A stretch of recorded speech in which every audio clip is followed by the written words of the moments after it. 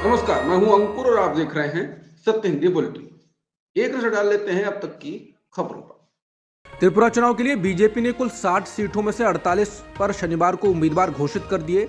12 उम्मीदवारों के नाम की घोषणा जल्द ही की जाएगी। मुख्यमंत्री मानिक साहा टाउन बोर्डोवाली सीट से चुनाव लड़ेंगे।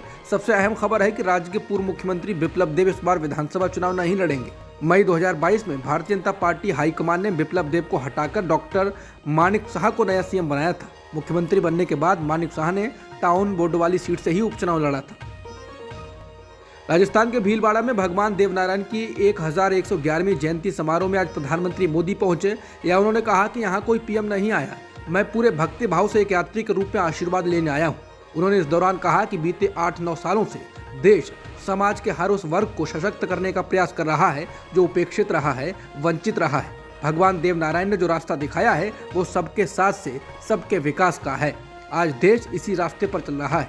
बता दें, भगवान देवनारायण विशेष रूप से गुर्जरों के बीच काफी पूजनीय हैं। राजस्थान के गुर्जर समुदाय पर बीजेपी और कांग्रेस दोनों ही प्रभाव जमाने की कोशिश में रहते हैं। कांग्रेस से कई विधायक गुर्जर हैं। इसको गुर्जरों को प्रभावित करने के रूप में देखा जा रहा है। राजस्थान के गुर्जर समुदाय पर बीजेपी और कांग्रेस दोनों ही प्रभाव जमाने की कोशिश में रहते हैं। कांग्रेस से कई विधायक गुर्जर हैं और सचिन पायलट एक अहम किरदार है। पिछले चुनाव में बीजेपी ने गुर्जर समुदाय के 9 लोगों को टिकट दिया था, वो सभी हार गए क्योंकि गुर्जर वोट कांग्रेस में इस उम्मीद से ट्रांसफर हुए थे कि सचिन पायलट राजस्थान के पहले गुर्जर मुख्यमंत्री बनेंगे, लेकिन उस उम्मीद पर पानी फिर गया। हालांकि इस बार बीजेपी को उम्मीद है। लखनऊ में आज राजनीतिक सरगर्मी बढ़ गई। सपा प्रमुख अखिलेश यादव ने शनिवार को गोमती नदी के किनारे मां पीताम्बरा 108 महायज्ञ में भाग लिया। हालांकि अखिलेश ने आरोप लगाया कि बीजेपी ने गुंडे भेजकर मुझे यज्ञ में जाने से रोकना चाहा। अखिलेश वहां पहुंचे तो हिंदूवादी संगठनों और एबीवीपी ने उन्हें काले झंडे दिखाए और यज्ञ में आने का विरोध किया। इस पर अखिलेश ने काफी नाराजगी भी जताई। अखिलेश ने मीडिया से कहा कि बीजेपी वालों ने मुझे धर्म यज्ञ में जाने से रोकने के लिए गुंडे भेजे थे। कार्यक्रम स्थल पर ना पुलिस थी और ना कोई अधिकारी। अगर वहां कोई अप्रिय घटना हो जाती तो कौन जिम्मेदार होता? आरएसएस और बीजेपी अब खुलेआम मुझे धमकियां दे रहे हैं, लेकिन एक हम समाजवादी लोग हैं, चाहे जितने गुंडे भेज दो, हम डरने वाले नहीं हैं। अखिलेश यादव ने यज्ञ वाले घटनाक्रम से पहले शनिवार दोपहर को सपा एमएलसी स्वामी प्रसाद मौर्य को बातचीत के लिए बुलाया। इस बैठक से पहले शोर मचा कि स्वामी पर अखिलेश कार्रवाई करेंगे, लेकिन ऐसा कुछ नहीं हुआ। अखिलेश ने उल्टा स्वामी प्रसाद मौर्य से कहा कि वो जाति जनगणना के मुद्दे को आगे बढ़ाएं। यूपी में जाति जनगणना होनी चाहिए।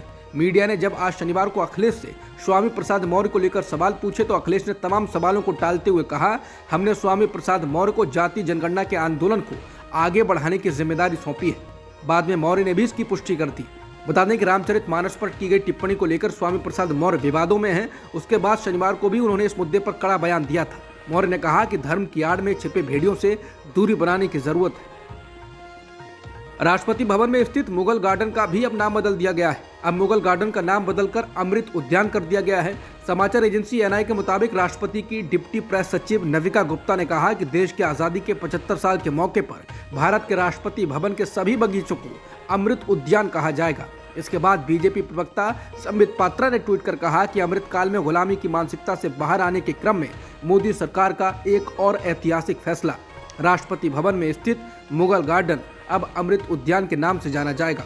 उत्तर प्रदेश के मुख्यमंत्री योगी आदित्यनाथ ने राजस्थान के जालौर में भीनमाल के नीलगंज मंदिर के जीर्णोद्धार कार्यक्रम के दौरान कहा कि सनातन धर्म भारत का राष्ट्रीय धर्म है। योगी आदित्यनाथ ने सनातन धर्म को राष्ट्रीय धर्म बताने के साथ साथ राम मंदिर को राष्ट्रीय मंदिर बताते हुए कहा, अतीत में अपवित्र किए गए पूजा स्थलों की पुनर्स्थापना के लिए अभियान चलाया जाना चाहिए। राम मंदिर को पुनर्स्थापना अभियान का परिणाम बताते हुए उन्होंने कहा, आज हम ये देख रहे हैं कि अयोध्या में 500 वर्षों के बाद प्रधानमंत्री मोदी जी के प्रयास से भगवान राम के भव्य मंदिर के निर्माण का कार्य पूरा होने जा रहा है। आप सभी श्रद्धालु जनों ने भगवान राम के भव्य मंदिर के निर्माण में अपना योगदान दिया। आज भारत की भावनाओं के अनुरूप भारत का राष्ट्रीय मंदिर भगवान राम के भव्य मंदिर के रूप में स्थापित हो रहा है। उन्होंने कहा, हमें अपने व्यक्तिगत स्वार्थों से ऊपर उठ करके अपने इस राष्ट्रीय सनातन धर्म के साथ जुड़ना चाहिए, जिससे हमारा देश सुरक्षित हो, हमारे मान बिंदुओं की पुनर्स्थापना हो और गौ ब्राह्मणों की रक्षा हो। जम्मू कश्मीर में राहुल गांधी की सुरक्षा में कथित चूक के बाद कांग्रेस अध्यक्ष मल्लिकार्जुन खड़गे ने गृह मंत्री अमित शाह को चिट्ठी लिखी और उनसे व्यक्तिगत हस्तक्षेप की मांग की। खड़गे ने शाह से राहुल गांधी की नेतृत्व वाली यात्रा के लिए पर्याप्त सुरक्षा देने के लिए संबंधित अधिकारियों को सलाह देने का भी आग्रह किया। खड़गे ने कहा कि वो जम्मू कश्मीर पुलिस की सराहना करते हैं कि उन्होंने कहा है कि वो यात्रा को खत्म होने तक पुख्ता सुरक्षा मुहैया कराएंगे। खड़गे ने साथ ही कहा कि चूंकि इस यात्रा में आम जनता बड़ी संख्या में शामिल हो रही है तो ये बता पाना संभव नहीं है कि कितने लोग यात्रा में मौजूद होंगे। खड़गे ने कहा कि वो अगले 2 दिनों तक यात्रा में भारी भीड़ की उम्मीद कर रहे हैं और 30 जनवरी को होने वाले इस यात्रा के समापन समारोह में भी इसमें कांग्रेस और दूसरी पार्टियों के नेता भी शामिल होंगे। इसलिए हम आपके आभारी होंगे अगर आप खुद इस मामले में हस्तक्षेप करें और संबंधित पुलिस अधिकारियों को सलाह दें। बता दें, सुरक्षा में चूक के कारण शुक्रवार को यात्रा स्थगित करनी पड़ी थी। जम्मू कश्मीर में आज भारत जोड़ो यात्रा पुलवामा जिले के अवंतीपुरा से शुरू हुई। आज पीडीपी प्रमुख महबूबा मुफ्ती भी इस यात्रा में शामिल हुई हैं। एक दिन पहले ही पार्टी की ओर से सुरक्षा चूक का आरोप लगाने के बाद यात्रा को अनंतनाग जिले में अस्थायी रूप से रोक दिया गया था। नेशनल कॉन्फ्रेंस के नेता उमर अब्दुल्ला ने आज भाजपा के नेतृत्व वाली केंद्र शासित प्रदेश सरकार पर निशाना साधते हुए कहा कि जम्मू कश्मीर ने उग्रवाद के सबसे बुरे दिनों में भी ऐसा नहीं हुआ कि राज्य में विधानसभा चुनाव न हुए हैं। यहाँ आखिरी विधानसभा का चुनाव 2014 में हुआ था। जम्मू कश्मीर में आखिरी विधानसभा चुनाव 8 साल पहले हुए थे। ये पहली बार है कि जम्मू कश्मीर विधानसभा चुनावों के बीच इतना लंबा अंतर है। जम्मू कश्मीर में आतंकवाद के सबसे बुरे दिनों में ऐसी स्थिति कभी न आई थी। उमर अब्दुल्ला ने ये बात जम्मू कश्मीर के बनिहाल में पत्रकारों को संबोधित करते हुए कही। आगे बात करते हुए उन्होंने कहा कि मैं अब भी मानता हूं कि अनुच्छेद 370 हमारी तुलना में कांग्रेस की विरासत से अधिक है, लेकिन मैं उनकी राजनीति पर टिप्पणी नहीं करना चाहता। जहां तक पूर्ण राज्य के दर्जे का सवाल है, इसे हमसे नहीं छीना जाना चाहिए था। जम्मू और कश्मीर को केंद्र शासित प्रदेश में बनाने की कोई जरूरत नहीं, लेकिन उन्होंने इसे बना दिया है तो हम फिर से पूर्ण राज्य बनाने का इंतजार कर रहे हैं।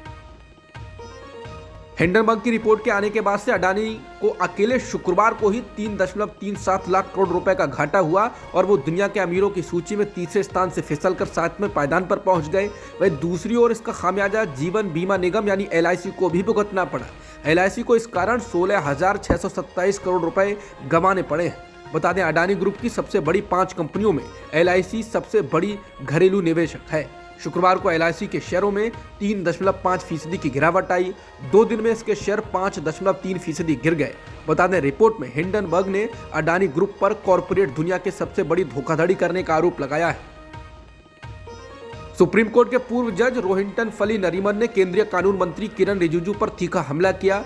नरीमन के बयान से सरकार और सुप्रीम कोर्ट कोलिजियम का विवाद बढ़ सकता है। इंडियन एक्सप्रेस की रिपोर्ट के मुताबिक पूर्व जज जस्टिस नरीमन ने कानून मंत्री किरण रिजिजू को याद दिलाया कि अदालत के फैसले को स्वीकार करना उनका कर्तव्य है, चाहे वो सही हो या गलत। 2021 में ही रिटायर होने वाले जस्टिस नरीमन ने न्यायपालिका पर कानून मंत्री की सार्वजनिक टिप्पणी को अदालत की निंदा बताया। कॉलेजियम द्वारा भेजे गए नामों को केंद्र के लटकाने पर उन्होंने कहा, ये लोकतंत्र के लिए खतरनाक है। जस्टिस नरीमन ने सुझाव दिया कि सरकार को जवाब देने के लिए 30 दिनों की समय सीमा दी जाए। अगर सुझाव नहीं आए तो उन्हें अपने आप मंजूर माना जाए। जस्टिस नरीमन ने उपराष्ट्रपति जगदीप धनखड़ का नाम लिए बिना उन पर भी निशाना साधा। उपराष्ट्रपति ने बुनियादी ढांचे के सिद्धांत पर सवाल उठाया था। पूर्व जज ने कहा है, बुनियादी ढांचा तो रहेगा, भगवान का शुक्र है ये रहेगा। मध्य प्रदेश के मुरैना जिले में भारतीय वायुसेना के 2 लड़ाकू विमान सुखोई 30 और मिराज 2000 दुर्घटनाग्रस्त हो गए। दोनों विमान प्रशिक्षण अभ्यास के दौरान दुर्घटनाग्रस्त हुए हैं। मध्य प्रदेश के ADGP आदर्श कटियार ने समाचार एजेंसी PTI को बताया कि विमान दुर्घटना की वजह स्पष्ट नहीं हो पाई है। उन्होंने कहा, यह साफ नहीं है कि विमान हवा में एक दूसरे से टकरा गए थे या नहीं। आदर्श कटियार ने बताया कि 2 पायलटों ने खुद को दुर्घटनाग्रस्त लड़ाकू विमानों से अलग कर लिया था, लेकिन तीसरे पायलट की जानकारी नहीं मिल पाई है। वेस्ट बैंक में घातक इजरायली हमले के बाद एक बंदूकधारी ने पूर्वी यरूशलेम में एक इजरायली बस्ती में एक सिनेगॉग के पास कम से कम 8 लोगों की हत्या कर दी। ये गोलीबारी शुक्रवार शाम को हुई। पहले इसे आतंकी हमला बताया गया, लेकिन यह हमला मात्र एक बंदूकधारी ने किया है, जिसका कोई रिकॉर्ड इजरायली खुफिया एजेंसी मोसाद या अन्य सुरक्षा एजेंसी के पास नहीं है। बंदूकधारी को इजरायली सैनिकों ने मार दिया है। वो पूर्वी यरूशलेम का रहने वाला है। बता दें, फलस्तीन इजरायल के बीच संघर्ष नया नहीं है। वेस्ट बैंक के जेनिन कैंप इलाके में गुरुवार को ही इजरायली सैनिकों ने एक घर पर हमला किया था और एक बुजुर्ग महिला सहित 9 फलस्तीनियों को मार दिया था। एक 22 वर्षीय फलस्तीनी युवक को भी गुरुवार को यरूशलेम के उत्तर में अल राम शहर में इजरायली सेना ने गोली मार दी थी। समझा जाता है कि पूर्वी यरूशलेम में हुआ ताजा हमला उसी का बदला लेने के लिए किया गया है। इजरायल ने शुक्रवार को भी गजा पट्टी पर हवाई हमले किए। ये हाल के सालों में वेस्ट बैंक में इजरायली सुरक्षा बलों का सबसे बड़ा अभियान था। अब तक की खबरों में इतना ही। बाकी खबरों के लिए बने रहिए सत्य हिंदी के साथ। नमस्कार।